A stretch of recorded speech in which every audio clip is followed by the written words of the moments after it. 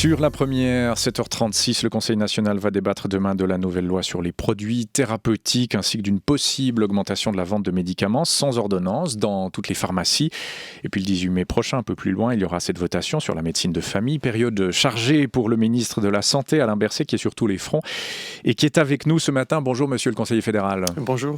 Alors dans un peu moins de 2 semaines, le 18 mai, le peuple suisse va donc dire s'il accepte ou non ce nouvel article constitutionnel pour revaloriser les professions de médecins généralistes, pédiatre ou infirmier. C'est un contre-projet direct à l'initiative populaire Oui à la médecine de famille.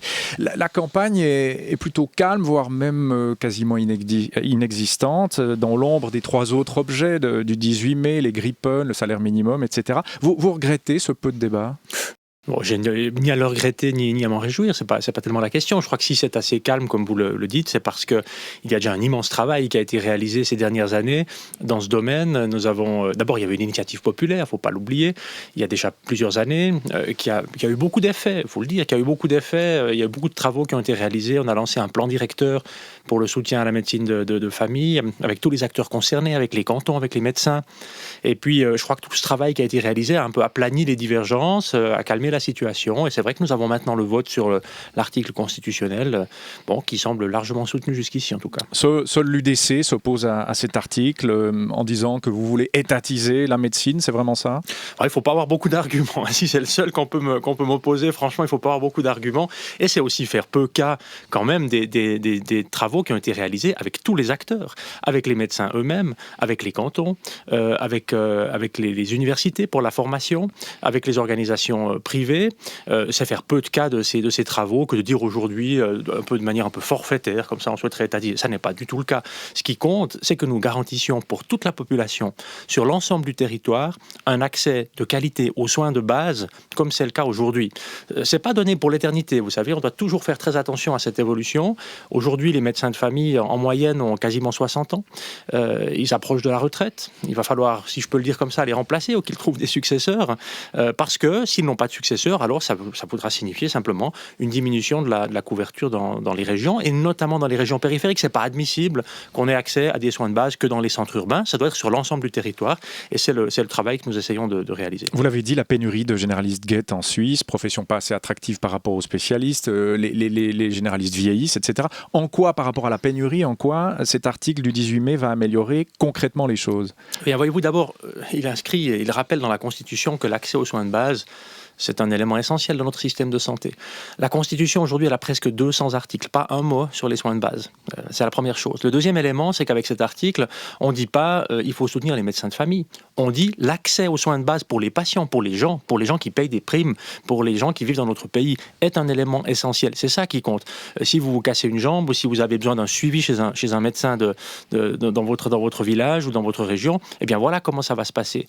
Si vous avez besoin de consulter parce que vous êtes assez âgé pour vérifier des valeurs sanguines, ben voilà où vous allez aller. Si vous avez un enfant qui a un problème aux oreilles, une otite ou je ne sais quoi, voilà où vous allez aller. C'est l'entrée dans le système de santé.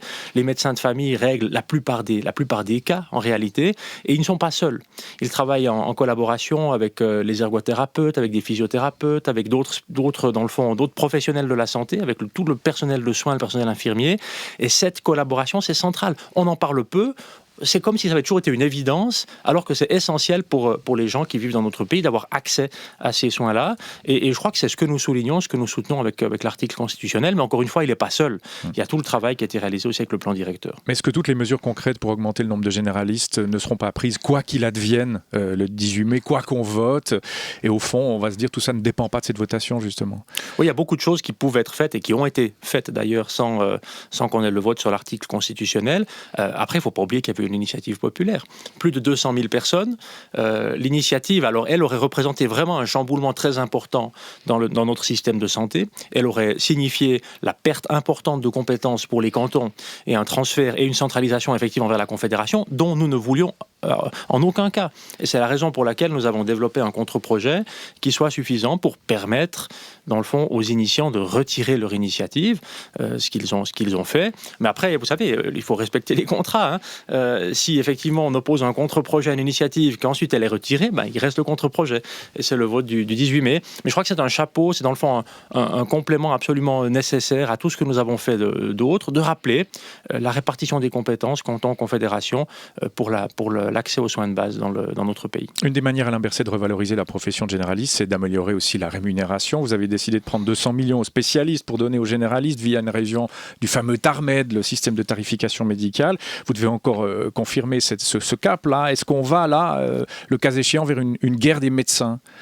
Non, je ne crois pas qu'on aille vers une guerre des médecins. Vous savez, on parle dans le fond de relativement peu de choses. Si on regarde les montants totaux qui sont investis dans la santé dans notre pays. Maintenant, il faut quand même admettre que, et je crois que c'est dans l'intérêt public, nous devons tout faire pour garantir une situation dans l'accès aux soins de base pour les gens qui payent des primes qui soient bonnes. C'est ça qui compte. Vous savez, moi, ce qui est au centre de mes préoccupations en matière de santé, c'est pas de savoir si tels professionnels de la santé sont suffisamment payés ou pas. Il y en a évidemment où on voit que c'est insuffisant. Il y en a d'autres où on voit qu'ils sont quand même vraiment très très bien payés. À la fin, il faut que les équilibres fonctionnent de manière à ce que la population qui a besoin d'avoir accès au système de santé, aux soins, que ce soit d'ailleurs les soins de base, que ce soit dans les hôpitaux, que ce soit auprès de spécialistes, ait accès à ce qui est nécessaire. Ça, c'est l'intérêt public. Et je comprends bien que dans ce milieu de la santé, il y a beaucoup de professionnels différents, variés, qui défendent évidemment leur situation personnelle. C'est légitime, c'est juste, mais ce n'est pas encore pour autant que moi je dois faire la même chose. Mon rôle avec le Conseil fédéral, c'est de faire le lien entre ces différents intérêts, de voir où est l'intérêt public, comment est-ce qu'on sert le mieux les intérêts de la population, les gens qui ont besoin du système de santé, qui payent des primes et qui, pour ces primes, veulent avoir un système de santé qui fonctionne quand ils en ont besoin. Et c'est les équilibres que nous déterminons. Certains spécialistes sont trop payés. Il y a des spécialistes qui sont très, très bien payés. Trop payés ? Il y en a certainement qui pourraient gagner un peu moins et ça irait tout aussi bien. Quel type de spécialiste ? Écoutez, je ne vais pas vous une liste de noms. Je ne peux pas vous donner une liste de noms. De formation, évidemment. De type de spécialité, non, peut-être. Mais ce qu'il faut dire, c'est pas quelque chose qu'on va reprocher aux spécialistes. Vous savez, ils gagnent bien leur vie, mais ils ont aussi un travail qui est très exigeant. Ils ont une longue formation. C'est pas ça la question. Ce qu'il faut, c'est que la rémunération dans le domaine de la santé et pour les médecins corresponde effectivement à l'état de la technique aujourd'hui. Et c'est vrai qu'avec le TARMED, c'est cette structure des tarifs en fait pour payer les prestations médicales, on voit que ce TARMED n'a pas été révisé globalement depuis 20 ans. Et il faut dire que oui, c'est vrai, il y a un certain progrès de la médecine qui fait qu'aujourd'hui, il y a certaines opérations qu'on fait beaucoup plus facilement ou beaucoup plus rapidement qu'il y a 20 ans, mais elles sont encore rémunérées comme à l'époque. Et ça ne va pas, il faut pouvoir l'adapter. C'est dans ce sens-là, et uniquement dans ce sens-là, qu'il y a des adaptations qui sont possibles. Alain Berset, santé toujours. Demain, on l'a dit au Conseil national, dans cette séance extraordinaire notamment, il y aura la question des produits thérapeutiques, des médicaments qui étaient délivrés sous ordonnance pourraient être vendus en libre service. Après les médecins, c'est les pharmaciens que vous voulez revaloriser, c'est ça ? Non, mais ce que je veux simplement, c'est rappeler la responsabilité des patients, des gens. On ne peut pas vivre dans un système, dans un pays dans lequel on dit toutes les troisièmes phrases que la liberté des gens est importante, que dans le fond, les gens sont capables de décider pour eux-mêmes, qu'il y a une responsabilité individuelle qui prévaut, et puis ensuite de dire que les patients ne sont pas en mesure, ou que les gens concernés ne sont pas en mesure de savoir s'ils ont besoin d'un médicament ou pas.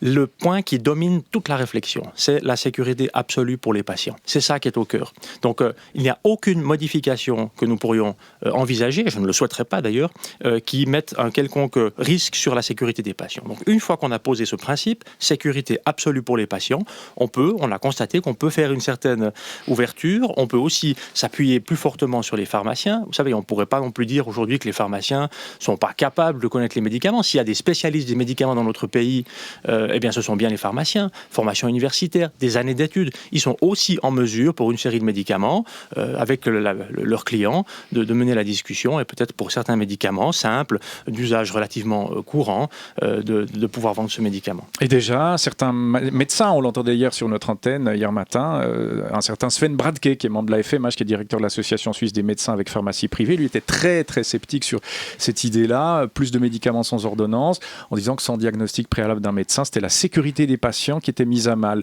C'est un argument qui vous paraît recevable ?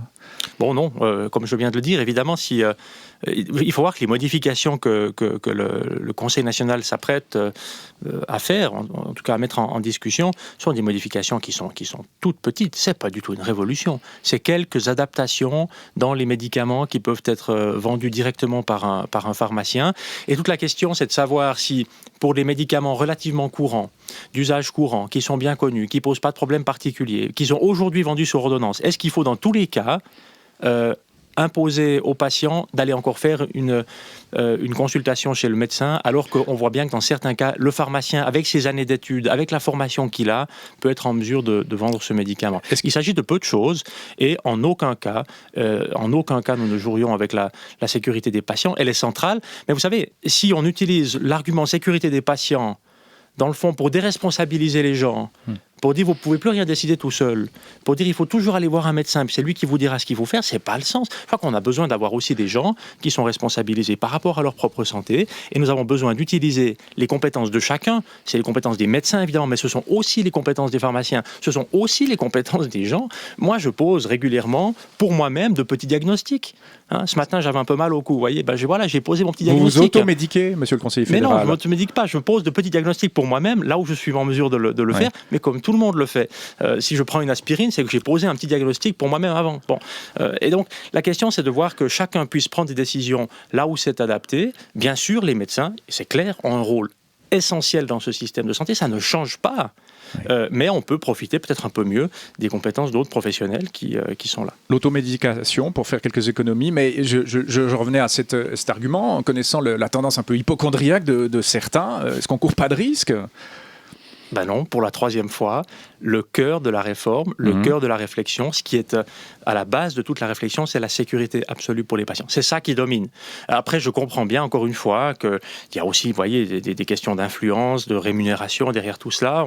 On peut jouer avec des arguments, mais de notre part, de la part du Parlement, la sécurité des patients, c'est le cœur. Alors, l'argent, on n'en a pas encore parlé. 5 milliards de francs, c'est au prix de fabrique le chiffre d'affaires annuel des médicaments vendus en Suisse.